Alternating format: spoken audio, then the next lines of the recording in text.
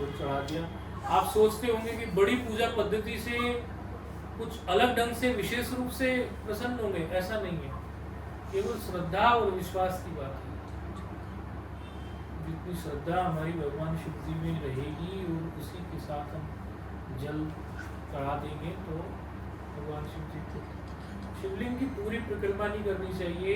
आप लोग कभी मंदिर में जाते हो तो पूरी परिक्रमा ना किया करें। कहीं ऐसा ना हो श्रावण मास चल रहा है आप वो जलहरी को लांग लेते हो।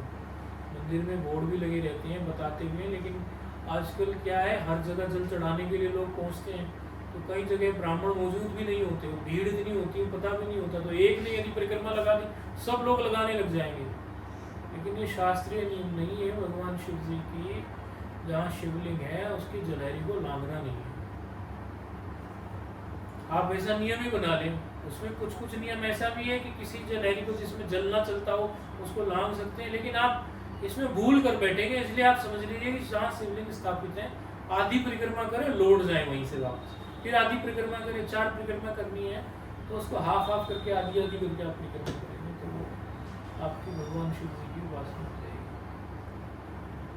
परिक्रमा करनी है बहुत सुंदर बात है, लेकिन जप का बड़ा भारी महत्व है। इसलिए श्रावण मास में अपने जप को बढ़ा देना चाहिए।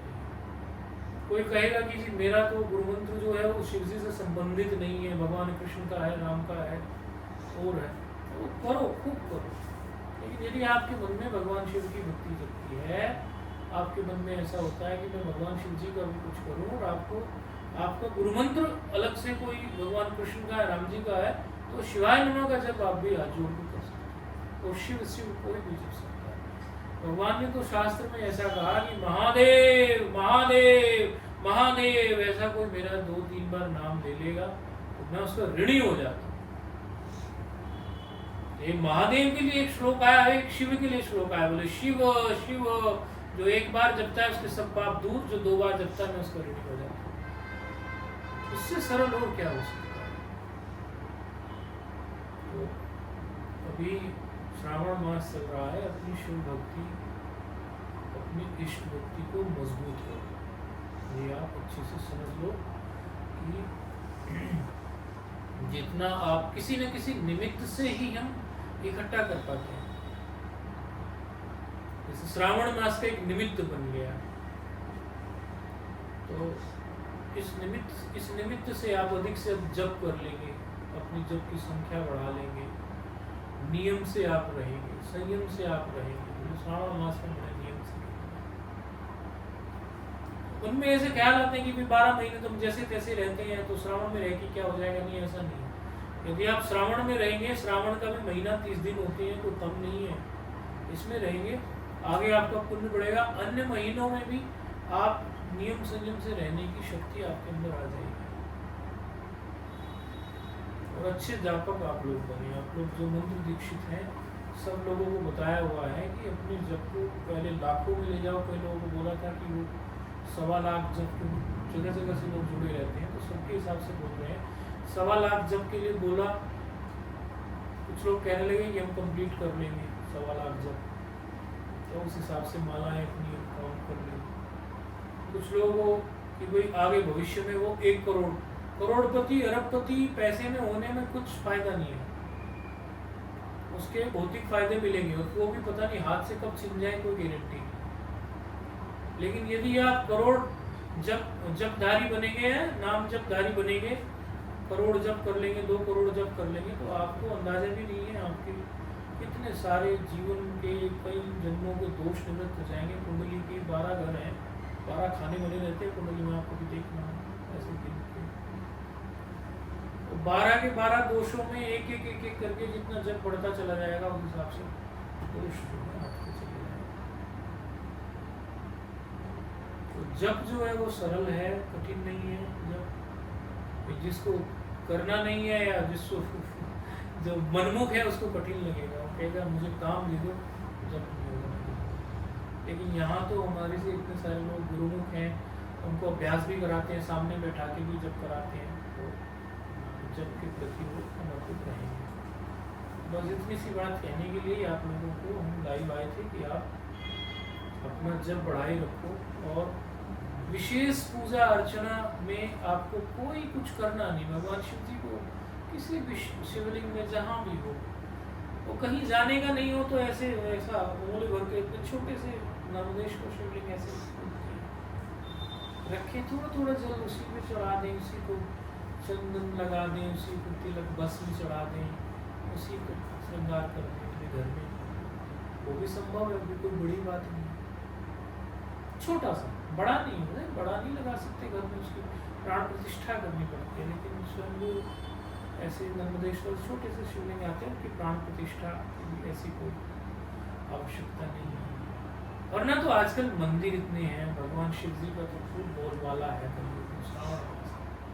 अपना समय चुन लें किस समय आपको अनुकूल पड़ेगा, खूब करें, शिवमय हो जाए। शिव माना होता है कल्याणकारी, मंगलकारी। मुंडकोपनिषद में तो भगवान शिव के आप जो वैसे समझते हैं उसका एक वैचारिक अर्थ किया है। शिव से बोले शिवम अद्वैत मन्यन्ते, मतलब शिव शब्द का मतलब अद्वैत क्या है, अद्वैत। तो कुटिया उटिया बना रहे थे तो मुझे गुरुजन बोलेगी, मैंने कहा कुटिया का क्या नाम रखेंगे, बोले शिव साधना कुटीर रख दो।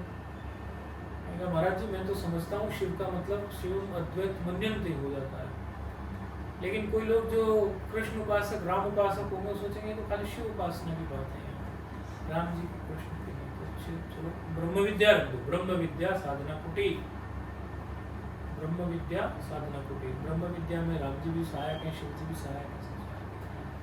वस्तुतः ना राम जी में और शिव जी में कोई भेद है नहीं, वो उनकी पूजा करते हैं, वो उनकी पूजा करते हैं, वो उनको गुरु जी बोलते हैं, वो उनको गुरु जी बोलते हैं। ये सब इसलिए दर्शाते हैं जानबूझ के कि भाई इनमें भेद मत करो, भेद उत्पन्न मत करो, अभेद दृष्टि। और तुलसीदास जी की आपने कथा सुनी है कि राम जी के भक्त थे और भगवान कृष्ण की मूर्ति में कहने लगे कि भाई मैं तो आपकी पूजा नहीं करूँगा, मेरे इष्ट तो राम जी है। तो उसमें से राम जी प्रकट हुए, तो उसका तात्पर्य क्या हुआ?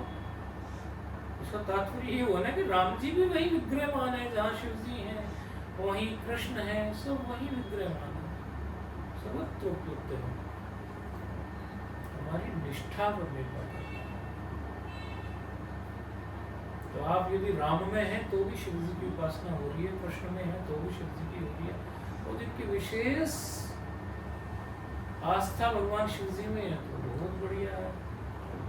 श्रावण मास है, सोमवार है, अभी तो बचे हैं कुछ सोमवार, श्रावण मास भी बचा है, लो आनंद, खूब आनंद लो, उपासना खूब करो, खूब जपो शिव शिव। कुछ भी नहीं, किसी से कोई मंत्र भी लिया हुआ, किसी ने किसी गुरु महाराज से कुछ नहीं लिया हुआ, बेचारे पता नहीं कहाँ कहाँ देखते हुए सोचेंगे हमें मंत्र नहीं मिला है कुछ, तो वो शिव शिव शिव शिव जपेंगे तो वो भी कोई समस्या नहीं, भगवान शिव प्रसन्न हो। ये जो गुरुमुख होता है, संस्कारी होता है, उसका थोड़ा मार्गदर्शन अलग से हो जाता है, लेकिन यदि आप एक अथाह भक्ति भाव से खूब शिव शिव शिव शिव शिव शिव शरणागत भाव से जपेंगे, अन्यथा शरणं नास्ति त्वमेव शरणं मम तस्मात् कारुण्य भावेन रक्ष रक्ष महेश्वर। भगवान शिव जी को रक्षा करो, रक्षा करो। रक्षा किससे करनी है?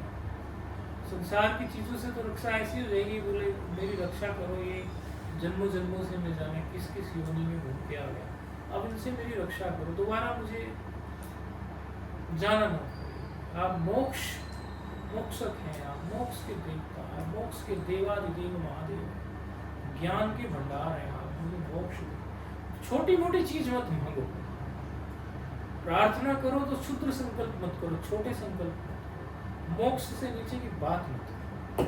और मोक्ष में भी केवल है मोक्ष है, ब्रह्मात्मिक बोध, आत्म साक्षात्कार, ब्रह्म साक्षात्कार, छोटी मोटी बात, छोटी मोटी बातें अपनी, लेकिन ये तब संभव है जब आप सत्संग सुनेंगे, गुरु जो गुरु जी बताते हैं दृष्टि से, तब आपकी दृष्टि बड़ी बनती है। और जो भगवान से भगवान को ही मांगता है, दूसरा कुछ नहीं मांगता, तो संसार तो भगवान की छाया, वो तो प्राप्त हो जाए। ओम सहनावतु सहनौ भुनक्तु सह वीर्यं करवावहै तेजस्विनावधीतमस्तु